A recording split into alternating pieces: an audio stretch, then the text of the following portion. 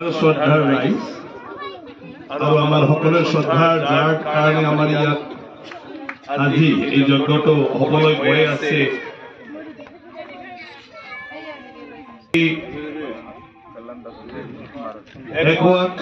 কল্যাণ দাস ত্যাগী মহাৰাজজী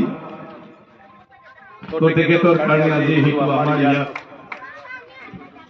নহয় জানো। আৰু ঈশ্বৰ বুলি ক'লে দেৱতাসকলৰ মাজত ব্ৰহ্মা বিষ্ণু মহেশ্বৰ আৰু মহেশ্বৰে হ'ল শিৱ আটাইতকৈ শক্তিশালী।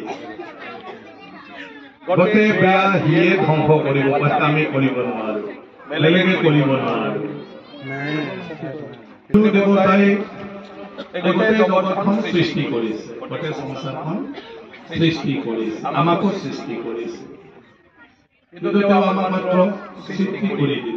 বিষ্ণু দেৱতাই আমাক খোৱা লোৱাৰ পৰা আৰম্ভ কৰি গোটেই যি লাগে আমাক দিলে, আমাক পালন পোষণ কৰিলে। মা দেউতা যেনেকৈ আমাক পালন পোষণ কৰে,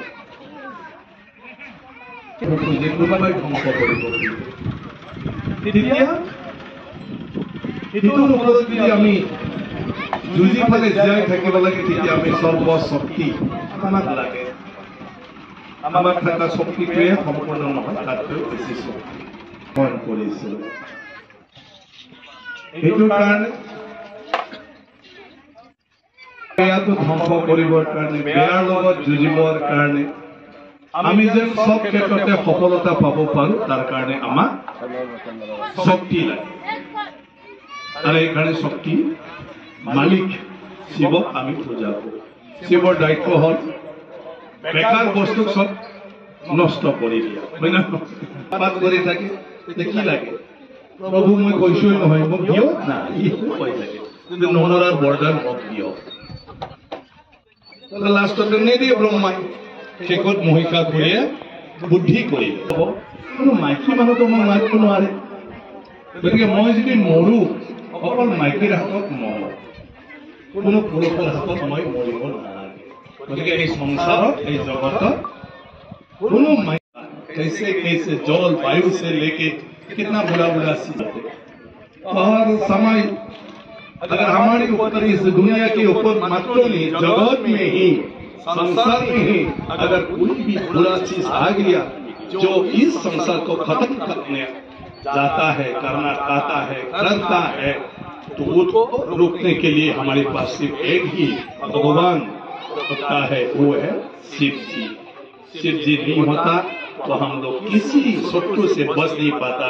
जो अहंकारी है, जो ध्वंसकारी है, जो विनाशकारी है, इसके लिए शिव बाबा को हमें पूजा करना चाहिए। उनको भी ये तो उसको बिना पैसा भी मिलता है बोल के छोड़ देने से कैसा होगा?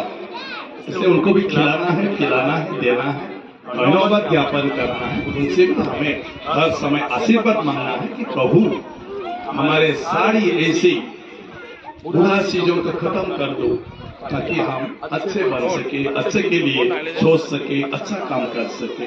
हमारी खुद का बुराइयों को भी, जो हर समय बुरा बुरा चिंता आना चाहता है, उसको मारूंगा, उसको ये करूंगा, उसको भी ताकि खत्म करे और सिर्फ हमको अच्छे के लिए सोचने का एक हमको मौका दे दे।